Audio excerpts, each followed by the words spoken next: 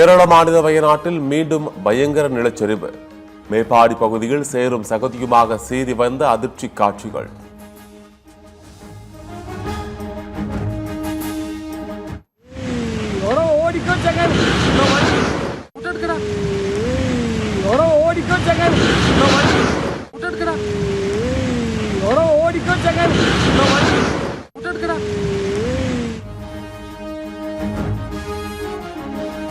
வயநாடு நிலச்சரிவில் சாலையில் சென்றவர்கள் வாகனங்களில் சென்றவர்கள் சிக்கியிருக்கலாம் என அச்சம்.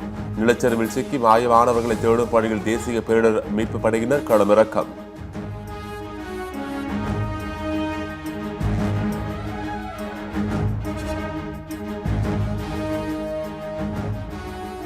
வயநாட்டில் 24 மணி நேரத்தில் 26 சென்டிமீட்டர் மழை பெய்ததால் பெரும் நிலச்சரிவு.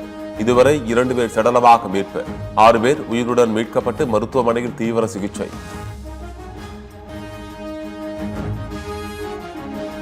போரூர் செங்கல்பட்டில் உள்ள ஹிட்டாச்சி எனர்ஜி இந்தியா நிறுவனத்தின் விரிவாக்கம். 1000 கோடி ரூபாய் முதலீட்டில் செய்ய முதலமைச்சர் விஜய் முன்னிலையில் புரிந்துணர்வு ஒப்பந்தம்.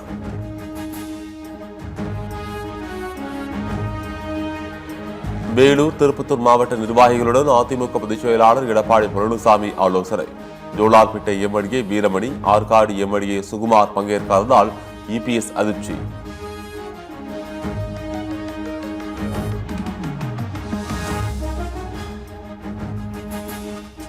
பாவேக்கு ஆட்சி கவிழ்ப்பு சதி வழக்கில் முன்ஜாமீன் கோரினார் முன்னாள் அமைச்சர் செந்தில் பாலாஜி.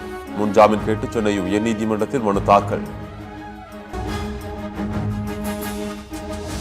திமுகவுடன் நட்பு தொடர்கிறது. தாவேக்கு தலைமையில் இன்னும் கூட்டணி அமையவில்லை என திருமாவளவன் கருத்து. தாவேக்கு அமைச்சரவையில் இடம்பெற்றதாலேயே கூட்டணியில் இணைந்ததாக அர்த்தம் இல்லை எனவும் விளக்கம்.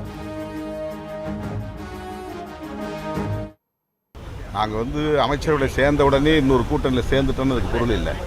அது நான் ஏற்கனவே முதல்ல சொல்லிட்டேன். ஆட்சி அமைப்பதற்கு 2 இடங்கள் பற்றாக்குறையாக இருக்கிறது.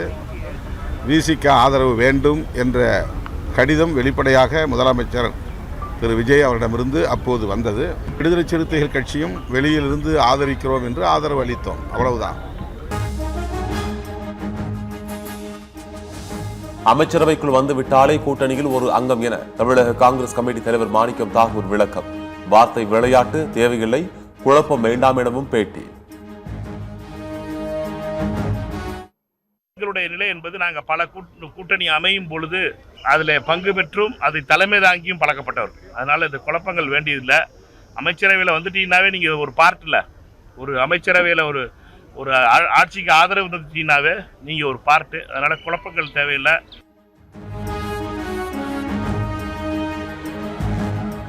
விசிக மீது திமுகவினர் அவதூறு பரப்புவது ஆற்றாமையின் வெளிப்பாடு என அமைச்சர் வன்னியரசு கண்டனம்.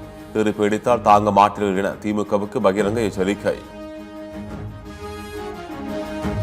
விடுதலை சிறுத்தைகள் துரோகம் இழைத்தமா அல்லது திமுக துரோகம் இழைத்ததா என்பது நாட்டுக்கு தெரியும்.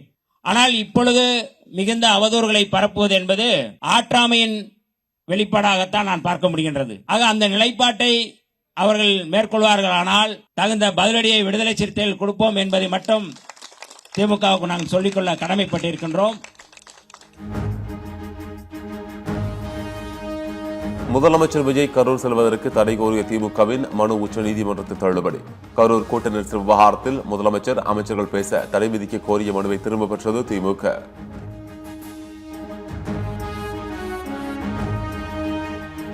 கரூர் கூட்ட நெரிசல் எஃப்ஐஆரில் முதலமைச்சர் பெயர் இல்லாத நிலையில் கரூர் செல்லக்கூடாது என்று எப்படி தடுக்க முடியும்? நீதிமன்றத்தை அரசியல் வேடையாக மாற்றாதீர்கள் என திமுகவுக்கு உச்சநீதிமன்றம் கண்டனம்.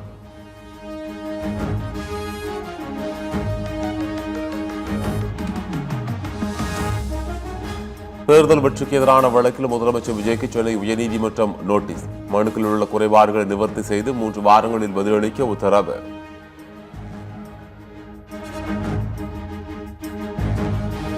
தாவேக்கு எம்எல்ஏவிடம் 50 கோடி ரூபாய்க்கு பேரம் பேசியதாக எழுந்த குற்றச்சாட்டிற்கு திமுக எம்எல்ஏ அனிதா ராதாகிருஷ்ணன் மறுப்பு. நீங்கள் வேண்டுமென்றால் தனக்கு 50 கோடி ரூபாய் வாங்கி தாருங்கள் என கிண்டல். 50 கோடி ரூபாய் நீங்க டிமாண்ட் பண்ணதாகவும் சொல்றாரு. 50 கோடி ரூபாய் எனக்கு ஒரு 50 கோடி வாங்கி தாங்க. தாவேக்காக பேர்லாங்களா? 50 கோடி ரூபாய் 50 கோடி வாங்கி தாங்களா பார்ப்போம். 50 கோடினா எவ்வளோ இருக்குன்னு தெரியுமா?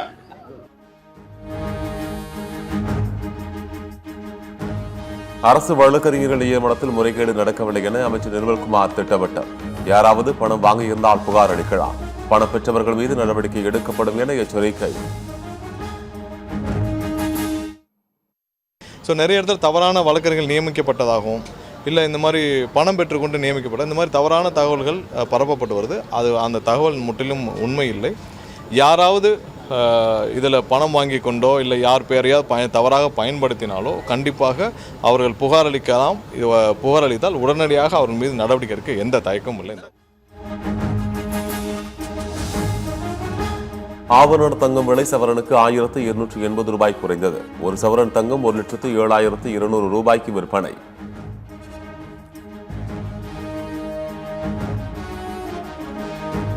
பயிர்க்கடனை முழுமையாக தள்ளுபடி செய்ய வலியுறுத்தி சென்னையில் விவசாயிகள் பிரம்மாண்ட பேரணி. முதலமைச்சர் விஜய் தேர்தல் வாக்குறுதியை நிறைவேற்றும் வரை ஓய மாட்டோம் என திட்டவட்டம். ஆக ஒட்டுமொத்தமாக விவசாயிகளை அவர் ஏலம் விட்டுக் கொண்டிருக்கிறார். முதல்வர்கள் விவசாயிகளுக்கு வாக்குறுதி நிறைவேற்ற வேண்டும். நிறைவேற்றும் வரை போராட்டங்கள் தொடரும், ஓயாது என்பதை தெரிவித்துக் கொண்டு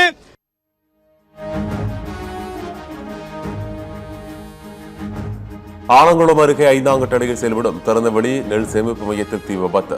சேமித்து வைத்திருந்த ஆயிரக்கணக்கான நெல் மூட்டைகள் தீப்பிடித்து எரிந்து சேதம்.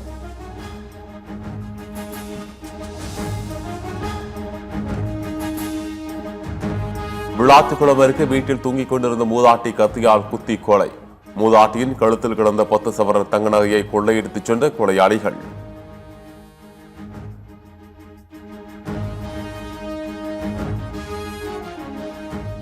தமிழ்நாட்டில் வரும் 11ஆம் தேதி வரை வெப்பநிலை அதிகரிக்கும் என வானிலை ஆய்வு மையம் எச்சரிக்கை. இயல்பை விட ஒரு சில இடங்களில் 2 முதல் 3 டிகிரி செல்சியஸ் வரை அதிகரிக்கக்கூடும் என கணிப்பு.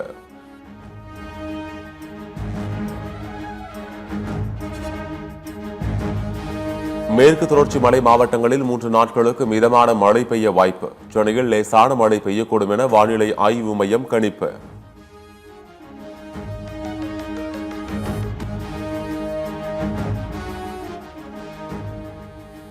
கரப்பான் பூச்சி ஜனதா கட்சியின் எக்ஸ் பக்க முடக்கத்தை நீக்க டெல்லி உயர்நீதிமன்றம் உத்தரவு. எக்ஸ் சமூக வலைதள கணக்கு மீதான முடக்கத்தை நீக்கி உடனே செயல்பாட்டிற்கு கொண்டு வர ஆணை.